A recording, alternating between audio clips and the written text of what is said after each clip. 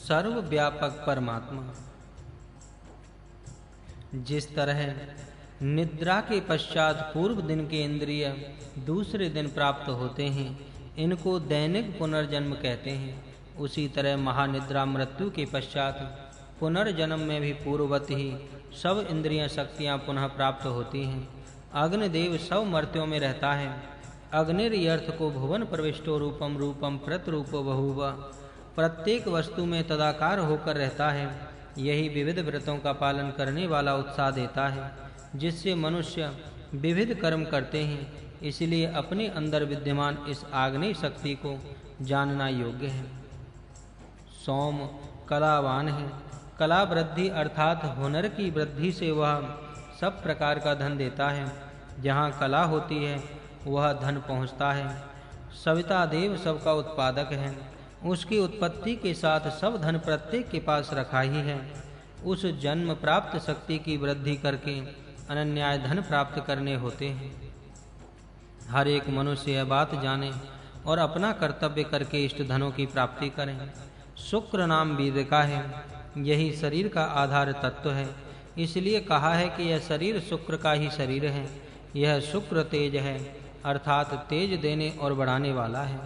जब शुक्र इस शरीर के साथ एक जीव एक रूप हो जाता है, तब वह अत्यंत बड़े प्रकाश से चमकने लगता है।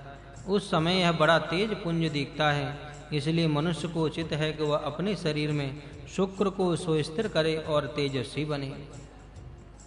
आजस्वी और जीवन का वेग है। मन से इस वेग का धारण होता है और सर्वव्यापक परमात्मा के लिए उसका प्रीति पूर्वक सेवन किया जाता है। अर्थात अपने जीवन के प्रचंड वेग को सर्वव्यापक परमात्मा की सेवा में प्रीति पूर्वक अर्पण करना चाहिए। अपनी सब शक्ति उसी को सेवा में लगानी चाहिए। उसकी सेवा से ही मानवीय जीवन के वेग की सफलता होती है। तुम सत्य सवसहा अपनी सत्य प्रवृत्ति को ऐश्वर्य प्राप्ति के लिए जो प्रवृत्ति है वह सत्य प्रवृत्ति हो। सत्य धर्म मार्ग से ही ऐश्वर्य प्राप्त करूंगा, ऐसा विचार मन में स्थिर रहना चाहिए। इस प्रवृत्ति के पश्चात प्रसवे अपने विशेष ऐश्वर्य को प्राप्त करने के लिए ही यह तंत्र विद्या शरीर का यंत्र है। यह मानो इस शरीर का भोग असीय हमने करना है। वह भोग केवल सुख भोग के लिए नहीं, अपितु प्रसवे सबकी प्रगति और उन्नति के लिए है। यह बात मन में धारण करनी चाहिए। इसलिए स्वाहा त्याग या दान करना चाहिए, क्योंकि यहाँ केवल भोग ही भोगना नहीं है। सत्य प्रवृत्ति रखने के लिए दुष्ट प्रवृत्ति को हटाना चाहिए। इसी तरह इसमें त्याग बहुत है। तेरा स्वरूप शुक्रम वीरम सामर्थ्य पवित्र चंद्रम आनंद अमृतम अमर तत्व वैश्य देवम, सब देवताओं की शक्ति से युक्त है। यह जानो तुम्हारे अंदर सब देवताओं की शक्तियां हैं, उनका विकास करना चाहिए। यही तुम्हारा अनुष्ठान अथवा प्रसव प्रयत्न है। इसको निभाना तेरा कर्तव्य है। यहाँ चित्त मन बुद्धि दाक्षिण छात्र शक्ति पूजनीय अखंड भाव आदि तू है, ऐसा कहा है। मानव में भी ये गुण हैं और मानव के गुण वाला है। इसलिए मनुष्य ये गुण अपने में देखे और उनका विकास करने का प्रयत्न करे। यह तो मानव के लिए बोध है, पर यह मंत्र यहाँ गौ के उद्देश्य से विशेषकर आया है। और यहाँ का अदिति शब्द अधन इदिति अकाट्य अवध्य गौवाचक है, और यह वर्णन गौ के लिए यहाँ आया है। गौ ज्ञान मन बुद्धि बढ़ाने वाली, दक्षिणा में ब्राह्मण को देने योग्य, सदा पूजनीय, क्षत्रियों को प्रेरणा देने वाली, और अविद्या उभयत शीर्षणी दोनों ओर सिर वाली, अर्थात यज्ञ के दोनों भागों में दुग्ध आदि देकर यज्ञ की रक्षा करने वाली है। प्रायुक्त और प्रत्युक्त होकर यज्ञ कर्म में सहायक होने वाली गौ है। मित्र भाव रखने वाला गौ को पांव में रस्सी से बांधे। यहाँ सूचना मिलती है कि गौ के गले में रस्सी नहीं बांधनी चाहिए, परंतु पांव में बांधना चाहिए। मार्ग में जहाँ गौ जाना चाहती है वहाँ जाते समय मार्ग में पूषा पोषण शक्ति वाला इसको रक्षा करे। इस तरह गौ सुरक्षित रहे, उसको किसी तरह का कष्ट ना हो और यज्ञ की सहायता करे। यह यज्ञ परक भाव है। यहाँ मंत्र गौण वृत्ति से सब मानवों को भी बोध देता है। मनुष्य क्या है? उत्तर में कहा कि तू चित्त मन बुद्धि दक्षता क्षत्रिय की रक्षक शक्ति पूजनीय पवित्रता और अखंड भाव हो। मानव में विचार शक्ति, मनन शक्ति, बुद्धि ज्ञान शक्ति, दक्षता से चौकस बुद्धि से कर्म करने की शक्ति, शत्रु को दूर करने की शक्ति, यज्ञ करने की वृत्ति और सबकी ओर अखंडित एकत्व भाव से देकर समबुद्धि से वर्ताव करने की बुद्धि रहती है।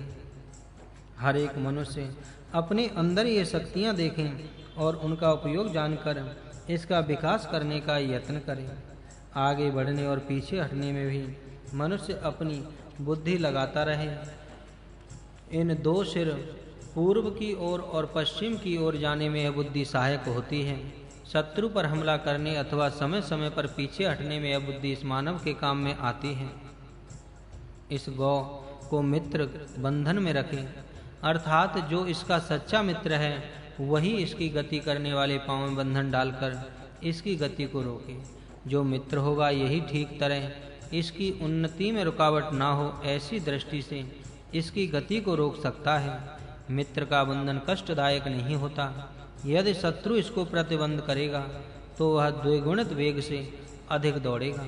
इसलिए यहाँ रोकने वाला मित्र कहा है।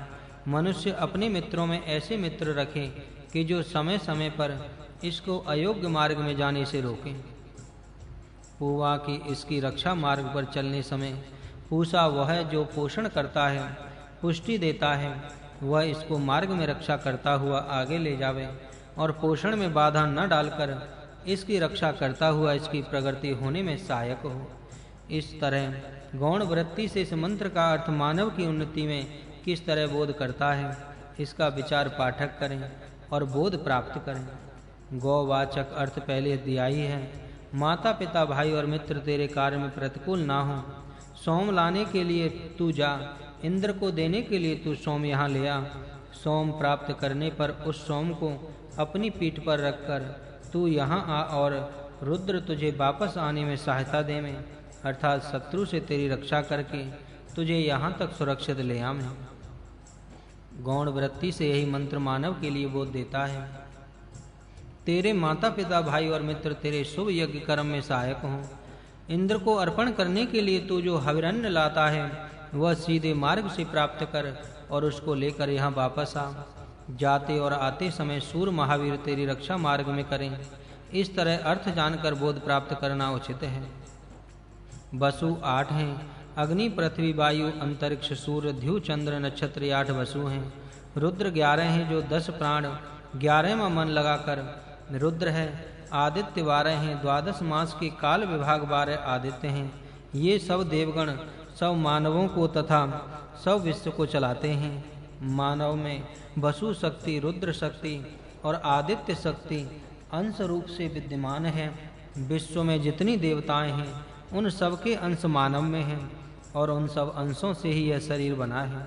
इसी सत्य ज्ञान को ध्यान में धारण करके तू वसुमती, वसु शक्ति, रुद्र शक्ति, आदित्य शक्ति ऐसा कहा है कि नितांत सत्य है। इतना ही नहीं, जितने नक्षत्र आकाश में हैं उन सबके अंश इस शरीर में विद्यमान है। जो ब्रह्मांड में है वही सब अंश रूप से पिंड में है। ब्रह्मांड को पिंड में देखना चाहिए, यही ज्ञान है। अदिति यह सबका नाम है। इस अदिति से सब विश्व बना है। देहो, अंतरिक्ष, पृथ्वी, माता पिता, पुत्र सब देव पंचजन हो चुके हैं। जो होने वाला है वह सब अदिति है, अर्थात अदिति सब कुछ है। वह व्यक्ति भी है और समष्टि भी है। इस तरह सब देवताओं का निवास अपने शरीर में देखना और अनुभव करना चाहिए। यह ज्ञान अपने मन में स्थिर करते हैं उनको बृहस्पति ज्ञान का स्वामी परम आत्मा सुमने रमणात् सुख में रमवाण करता है। सुमनः शब्द सुमनः उत्तम मन का बोधक है। जिसके पास उत्तम शिव संकल्प युक्त मन हो वह सुखी होगा ही। सुख की यह पूंजी है। रुद्र व वसु आदि सब देवता उनकी सहायता करते हैं, सब सुख देते हैं। इस तरह हर एक मानव अपने विषय में ज्ञान प्राप्त करें। गौ के लिए यही मंत्र प्रयुक्त होता है। गौ में उक्त प्रकार सब देवताएं अंश रूप में रहती हैं। प्रत्येक प्राणी में भी ऐसी ही देवताएं रहते हैं। गौ के विषय में यह मंत्र प्रयुक्त करने पर गौ में देवतामयी शक्ति देखनी चाहिए। इस रीति से इस मंत्र का बोध जानना उचित है। अदिति पृथ्वी है, क्योंकि यह किसी जगह खंडित नहीं है। सब पृथ्वी अविभक्त है। मूर्धन इस पृथ्वी का सिर अर्थात मुख्य भाग है, वह जहाँ यज्ञ किया जाता है। इस यज्ञ स्थान में, इस गौ के स्थान में, इस वाणी के अर्थात वेद प्रवचन में होने वाले स्थान में घी की आहुतियाँ अग्नि में देनी चाहिए। यज्ञ स्थान में हमारे घरों में गौएं आनंद से रहें। गौएं ही धन रूप हैं। यह धन, यह गोधन हमारे पास सदा रहे। हम इससे कभी वियुक्त ना हों। हमारे पास विपुल गौएं हों और वे आनंद से रहें, जिससे सबका कल्याण हो।